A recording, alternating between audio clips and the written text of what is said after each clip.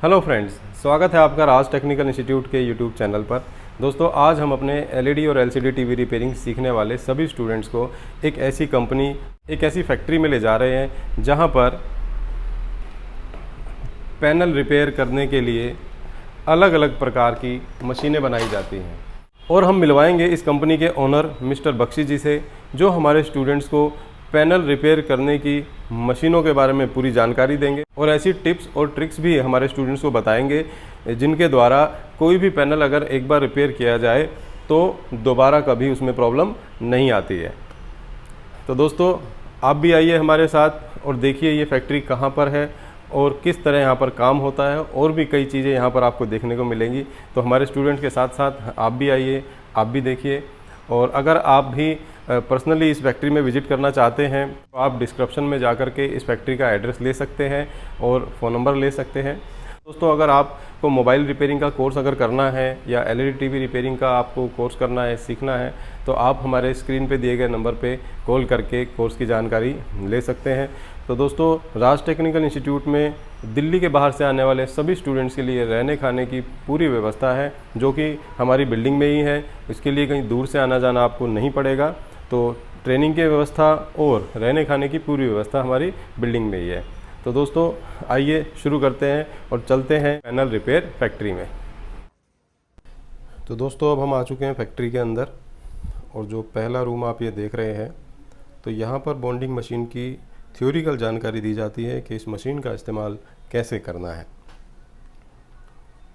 और ये जो एरिया है, यहाँ पर मशीनों की असेंबलिंग होती है और स्पेयर पार्ट्स भी इसी फैक्ट्री में ही बनते हैं।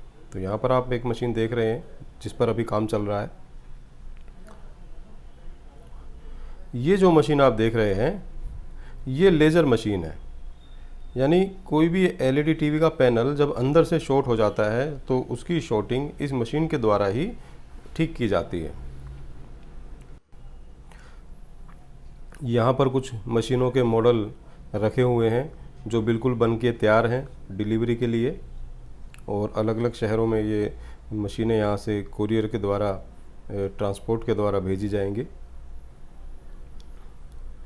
तो ये जो मशीन है काफ़ी छोटी मशीन है, यानी जहाँ पर कम जगह होगी किसी के पास तो वो ये मशीन ले सकते हैं। और इससे थोड़ी बड़ी मशीन है ये वाली,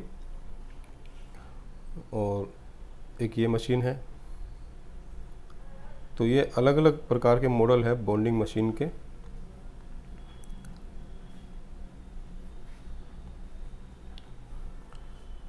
देखिए, बहुत सारी मशीनें यहाँ पर तैयार हो रही हैं। सामने आप जो ये कैबिन देख रहे हैं, इसके अंदर रिपेयरिंग का काम भी होता है और बॉन्डिंग का काम भी होता है। इसके अंदर भी आपको ले जाएंगे। तो देखिए, यहाँ भी कुछ मशीनें रखी है जिन पर काम होना है। और ये है बैकलाइट टेबल जिसके ऊपर पैनल रख के क्लीनिंग किया जाता है या रिपेयर किया जाता है। और ये रखा है यहाँ पर LG 4K ultra HD LED TV. और इसके साथ ही बहुत सारे टीवी यहाँ पर देखिए रखे हुए हैं।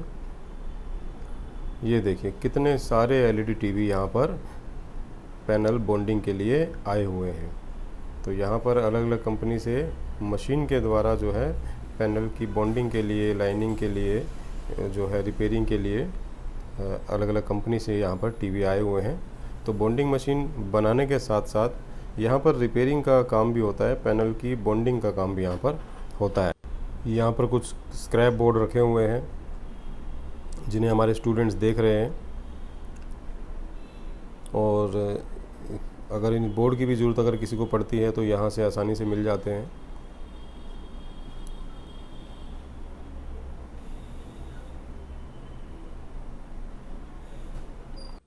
तो आइए अब आपको अंदर ले चलते हैं और दिखाते हैं बॉन्डिंग का काम कहाँ पर होता है। तो ये जो पहला कैबिन आप देख रहे हैं, जो ये एरिया है, काफ़ी बड़ा एरिया है। यहाँ पर रिपेयरिंग का काम होता है और हमारे कुछ स्टूडेंट्स भी सीखने के बाद यहाँ पर काम कर रहे हैं। और ये जो दूसरा जो कैबिन आप देख रहे हैं, जो एरिया आप देख रहे हैं, यहाँ पे बॉन्डिंग का काम होता है। यानी पैनल में जो लाइनिंग आ जाती है या पैनल में कोफ अगर चेंज करना है तो वो यहाँ पर होता है। और एक मशीन यहाँ पर देखिए ब्लैक कलर में कितनी सुंदर लग रही है। ये मशीन सुंदर तो है ही, लेकिन इसमें बहुत सारे एडवांस फीचर्स हैं जिससे बॉन्डिंग करना बहुत ही आसान हो जाता है। तो अब हम मिलवाएंगे आपको मिस्टर बख्शी जी से, जो हमारे स्टूडेंट्स को कुछ ऐसी टेक्निक्स बताएंगे जिसे फॉलो करके अगर पैनल की बॉन्डिंग की जाए तो टाइम की बचत तो होगी ही और पैनल भी बहुत बढ़िया काम करेगा। बख्शी जी पीआरएफ कंपनी के डायरेक्टर और ओनर हैं। डीपली जानकारी हमारे स्टूडेंट्स को देंगे और बताएंगे किस तरीके से बॉन्डिंग की जाती है और क्या क्या जानकारी उसके लिए हमें होनी चाहिए। तो नमस्कार बख्शी जी, क्या हाल है? नमस्कार सर, बढ़िया सर। ये फिल्टर क्या है, अभी अंदर से डस्ट को फिल्टर करता रहता है, तो ये डस्ट का रेशो कम हो जाता है। लेकिन अब बहुत सारे लोग जैसे सांस ले रहे हैं ना, और कपड़े हैं और या कोई भी चीज़ उठाएंगे तो उसके ऊपर से वो डस्ट जो छिटकेगा वो एयर के अंदर उड़ता रहेगा। जैसे ही बॉन्डिंग के लिए लेके आएंगे पैनल पे, अगर लाइट के अंदर देखोगे ना गौर से, ये देखिए लाइट के अंदर देखते हैं, देखो ये उड़ रहा है, ये देखो उड़ रहा है ना, ये दिख रहा है, इसके अंदर भी देख सकते हो आप, ये देखो ये उड़ रहा है, ये देखो ये डस्ट उड़ रहा है ना। ये डस्ट भी बहुत ज़्यादा हानिकारक है। रीज़न इसका ये है कि इस डस्ट को जब जूम करके देखेंगे हम माइक्रोस्कोप में, वो बहुत बड़ा दिखाई देगा और वो एक ट्रैक के बीच में, अगर इसके बॉन्डिंग के बीच में आ गया तो वो आपको कनेक्टिविटी को रोक देगा, बॉन्डिंग को डिस्टर्ब करेगा वो। उससे बचने के लिए हमें रूम के अंदर क्लीनिंग बहुत ज़रूरी है। एटमॉस्फेयर क्लीन होना चाहिए, बिल्कुल क्लीन, साफ सुथरा। कि पैनल का साइज कितना है उसी के अकॉर्डिंग वो आपसे पैसे लेते हैं। एग्जाम्पल, अगर 32 इंच का है और एक ऑफ खराब है और एक ऑफ लगाना है तो नॉर्मली वो 1000 रुपये भी ले सकते हैं, 1200 भी ले सकते हैं, 1500 भी ले सकते हैं। और कुछ लोग ऐसे हैं जो बहुत कम रेट में यानी 700-800 में भी कर देते हैं अगर कॉफ मिल जाता है तो। और क्वांटिटी पे डिपेंड करता है, अगर कंपनी का काम है, क्वांटिटी में है तो वो अपने अकॉर्डिंग पैसे लेते हैं सब लोग। लेकिन उसका जॉब क्या होती है, मात्र क्लीन किया उसने और उसको बॉन्ड कर दिया। मशीन के अंदर कितना ज़्यादा करंट यूज हुआ होगा, कितना बिल आएगा, मुश्किल से आधा यूनिट। अगर आप 1 यूनिट 2 यूनिट मुश्किल से एक दिन, पूरा दिन जब चलाते हो, और इसके अंदर 10 से 15-20 टीवी आराम से ओके कर सकते हो। अगर एक टीवी के अंदर आपको 800 रुपये 1000 रुपये बचते हैं तो सोचो कि मशीन के ऊपर आप पूरा दिन काम करते हो और सही तरीके से काम करते हो तो 8-10 हज़ार रुपये एक दिन के अंदर आप सिर्फ ऑपरेटिंग के कमा लेते हो। ठीक है, इसलिए आपने देखा होगा कि अलग अलग एरिया के अंदर जो मशीनें लगी हुई हैं किस तरीके से वो परफेक्ट काम कर। अगर निकाल लेंगे थोड़ा सा तो इसके अंदर से ये ग्लू दिखाई देगा। दिखने में तो ये ग्लू जैसा ही है, ये दिख रहा है, थोड़ा सा ग्लू सा दिख रहा है। दिख रहा है ना ये ग्लू सा। इस ग्लू को सही दबाव, देखो चिपक भी गया ये। थोड़ा सा टेम्परेचर देके अगर सही इसको दबाव देंगे तो ये मशीन के ऊपर बॉन्ड हो जाएगा। वो बॉन्डिंग भी दिखाएंगे आपको कैसे बॉन्डिंग होती है। पहले मैं दिखा देता हूँ आपको कि ये पिक्सल किस तरीके से अंदर वर्क कर रहा है। ठीक है, ये बॉन्डिंग की है, ये तो बॉन्डिंग का थोड़ा सा बाद में बताएंगे।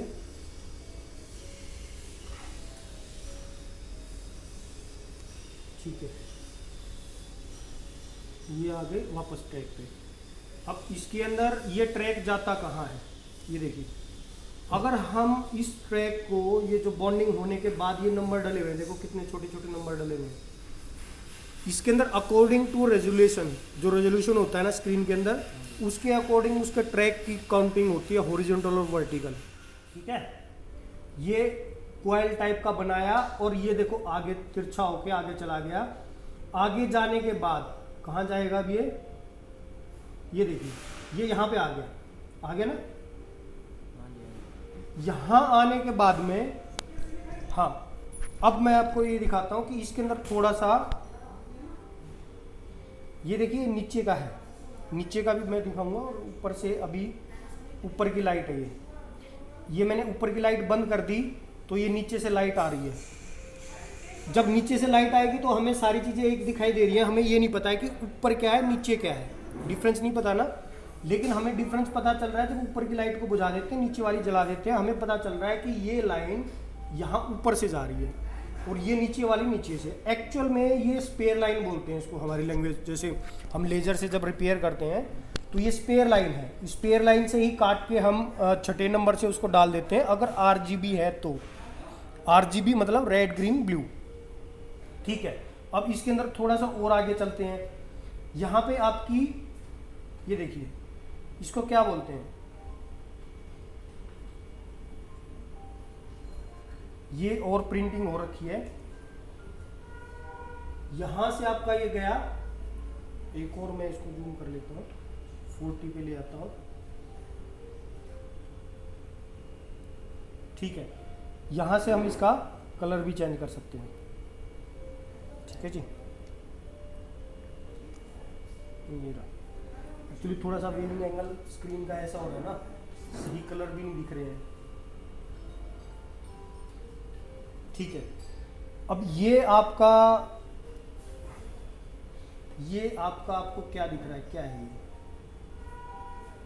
ये क्या है, गेट है गेट क्या है ये, गेट जहाँ जंक्शन बनता है।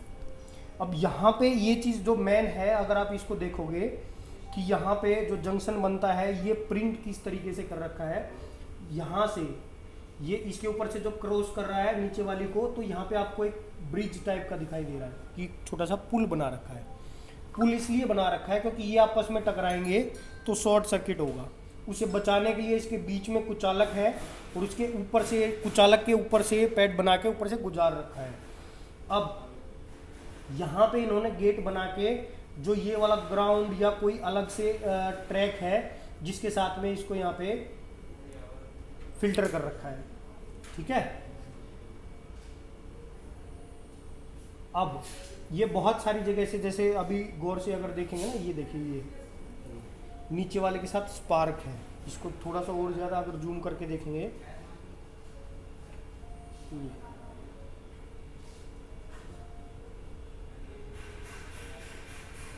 ये देखिए इसके अंदर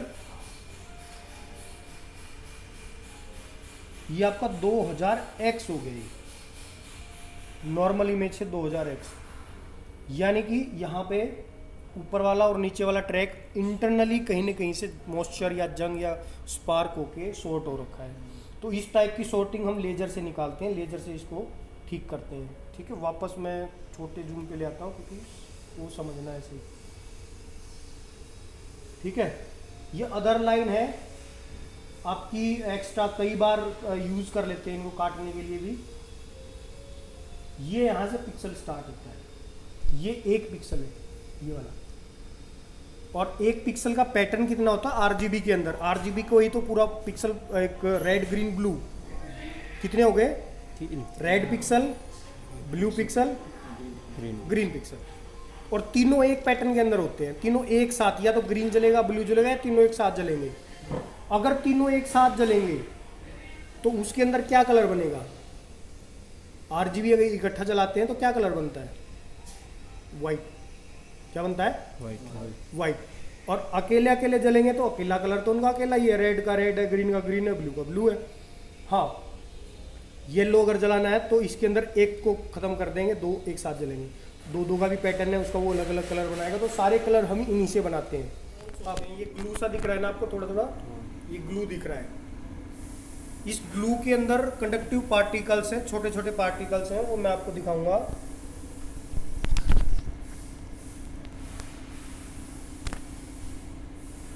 ठीक है, ये मैं अलग से ही दिखा देता हूँ इसे।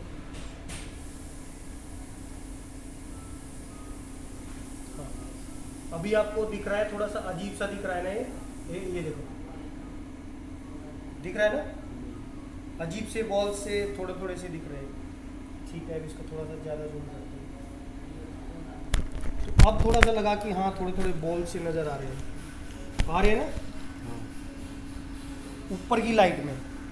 अभी हमारे पास एक ऑप्शन नीचे वाला भी है, तो नीचे वाले ऑप्शन के अंदर अब हमें बॉल अलग से दिखाई देने लग गए, दिख रहे हैं बॉल्स, ये ग्लू के अंदर है, जो हमारा ग्लू होता है उसके अंदर। और ये अभी 20x है, मैं इसको 40x अगर करता हूँ, ये देखिए अब तो लगा ना कि ये बॉल है, दिख रहा है ना। अब ये ऊपर की रोशनी है और ये नीचे की रोशनी, नीचे की रोशनी के अंदर ये क्या होगा, ये बॉल ब्लैक दिख रही है हमें। अगर आपको थोड़ा सा वो लग रहा है तो मैं इसको चला के दिखा देता हूँ टेप को। ये देखो,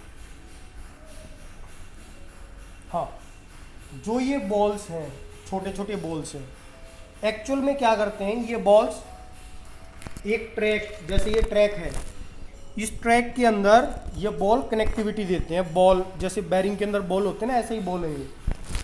और ये एक ट्रैक के अंदर लगभग 40-45 के आसपास, या 45 से ज़्यादा, एक ट्रैक के बीच में। अब ये देख रहे हो ना, एक नीचे का ट्रैक है और एक ऊपर का कॉफ है, तो ये इसके ऊपर जो बीच में आते हैं ये बॉल्स होते हैं, वो बॉल्स ये वाले हैं जो आपको ये दिख रहे हैं। और मशीन परफेक्ट टेम्परेचर और परफेक्ट दबाव, मशीन का काम है उसको अलाइन करना, सही ट्रैक सही पे मिलना चाहिए, और उसको सही तरीके से दबाव और सही तरीके से टेम्परेचर, उसके अकॉर्डिंग मशीन उसको दबाव और टेम्परेचर देती है और उसको बॉन्ड कर देती है। अब इसकी कॉफ की क्लीनिंग होती है, जो आपकी पुरानी टेप लगी हुई है उसकी क्लीनिंग करेंगे, टेप लगाएंगे वहाँ पे। टेप लगाने के बाद में यहाँ बॉन्डिंग के लिए लेके आते हैं, ठीक है। अब जैसे वो वहाँ पे क्लीन कर रहे हैं, पीसीबी साइड क्लीन करेंगे, ग्लास साइड क्लीन करेंगे, और उसको क्लीन करके और टेप लगा के टी बीट करेंगे।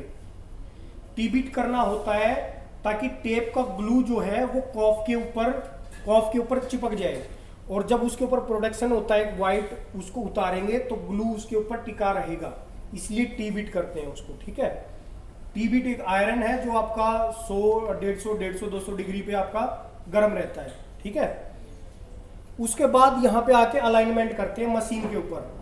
जो आपका कॉफ लगा हुआ है, मान लो ये कॉफ है, ये कॉफ है, तो इसके ऊपर ये कॉफ अलाइन करते हैं सही जगह पे बिठाने के। अलाइनमेंट क्या होते हैं, जैसे ये आपका ग्लास है और ये आपका कॉफ है, इसको सही जगह अलाइन करने के लिए, सही जगह, ताकि वो ट्रैक टू ट्रैक आ जाए, वो माइक्रोस्कोप लगे हुए हैं मशीन में।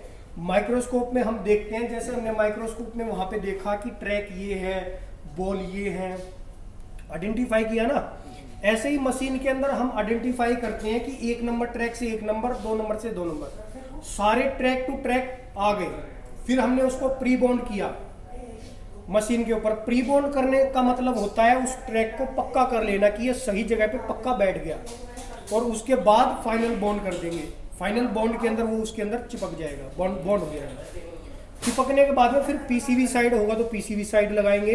अगर पीसीबी साइड नहीं है, जैसे साइड कॉफ है, सिर्फ ग्लास पे लगा हुआ है, तो वो सिर्फ ग्लास पे एक साइड बॉन्डिंग होगी।